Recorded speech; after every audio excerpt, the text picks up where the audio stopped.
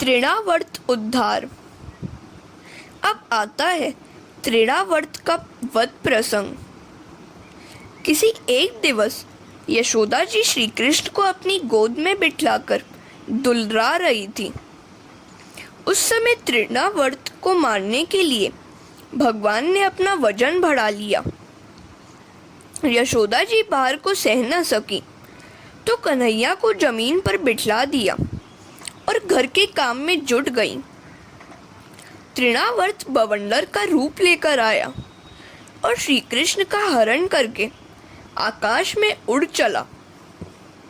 भगवान ने अपना वजन बढ़ा दिया और उन्होंने तृणावर्त को पकड़ा। तृणावर्त के प्राण पखेरु उड़ गए। तृणावत जीवम आवर्यति स तृणावर्त। रजोगुण का चक्कर ही तृणावर्त है। काम और क्रोध है रजोगुण के पुत्र। रजोगुण मन में आया नहीं कि मन चंचल हो जाता है। तृणावर्त रूपी आंधी मन में आती ही वह चंचल हो जाता है। बुद्धि जब ईश्वर से विमुख हो जाती है तब तृणावर्त रजोगुण मन में घुस जाता है और उसे चंचल बना देता है। यशोदा की आंखों में धूल जा घुसी। जब सांसारिक सौंदर्य को निहारने में सुख मिलने लगे तब मान लेना कि आंखों में तृणावर्त आ बैठा है और फिर भगवान दर्शन नहीं देते। कन्हैया धीरे धीरे बड़ा होने लगा। घुटने के बल चलता हुआ वह गौशाला में भी पहुंच जाता था। सभी गायें भी उसे पहचानती थी। कई महान ऋषि भी गायों का अवतार लेकर गोकुल में आवासे थे। एक छोटा सा बछड़ा था, वह भी छोटा था और कन्हैया भी छोटा ही था। कृष्ण उसे अपना दोस्त मानते थे। वह बछड़ा हम्मा हम्मा करता था तो लाला बोलता था मैया मैया। कन्हैया उस बछड़े से अलग होता ही नहीं था। गाय भी आनंदावेश में बछड़े को भूलकर कन्हैया को चाटने लगती थी।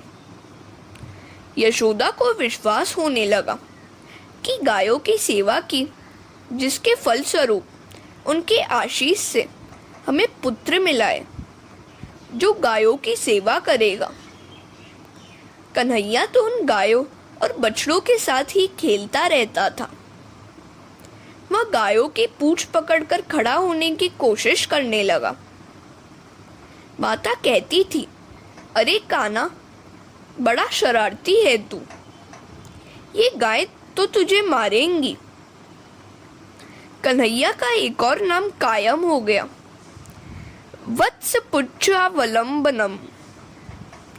एक बार यशोदा जी लाला को स्तनपान करा रही थी। उसका सुंदर मुख निहार रही थी। माता का प्रेम देखकर कन्हैया जोरों से दूध पीने लगा। बालक यदि दूध बहुत पी जाए तो माता को चिंता होने लगती है कि कहीं बीमार ना हो जाए। जब तक वैष्णव के हृदय में प्रेम उमड़ने नहीं लगता है तब तक प्रभु भूखे नहीं होते। उनकी प्रार्थना करो, नाथ, मैं आपको तो क्या भोजन कराऊं? आप सारे जगत के अन्नदाता हैं। फिर भी मैंने जो थोड़ी बहुत सामग्री बनाई है आप स्वीकार करें। कन्हैया के अत्यधिक दुग्धपान से यशोदा चिंता करने लगी। तो कन्हैया ने कहा, माता, तेरा दूध मैं अकेला नहीं पी रहा। मेरे मुख में समाया हुआ विश्व तेरे दुग्ध का पान कर रहा है। कन्हैया ने जम्हाई लेने के लिए मुंह खोला और यशोदा जी को समग्र ब्रह्मांड का दर्शन कराया। कन्हैया माता से कहता है, तू अकेले मुझे नहीं, अनंत जीवों को दूध पिला रही है। समग्र ब्रह्मांड को तू दुग्धपान करा रही है। भगवान ने सुदामा को अपार संपत्ति दी थी तो यमराज को चिंता हुई। उन्होंने भगवान से कहा, सुदामा के भाग्य में दारिद्र्य का योग्य है, उसके भाग्य में संपत्ति का क्षय लिखा हुआ है।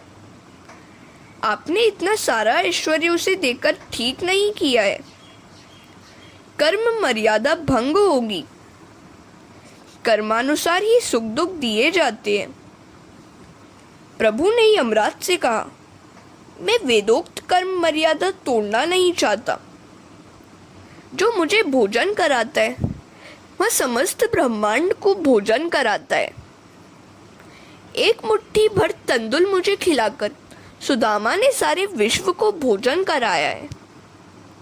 जो श्री कृष्ण को भोजन कराता है वह सारे विश्व को अन्नदान करता है और उसके नाम पुण्य जमा हो जाता है। भगवान मर्यादा को कभी भंग नहीं करते हैं। लाला ने यशोदा जी से कहा, माता, तू केवल मुझे ही नहीं समस्त ब्रह्मांड को तृप्त कर रही है। हरे कृष्णा।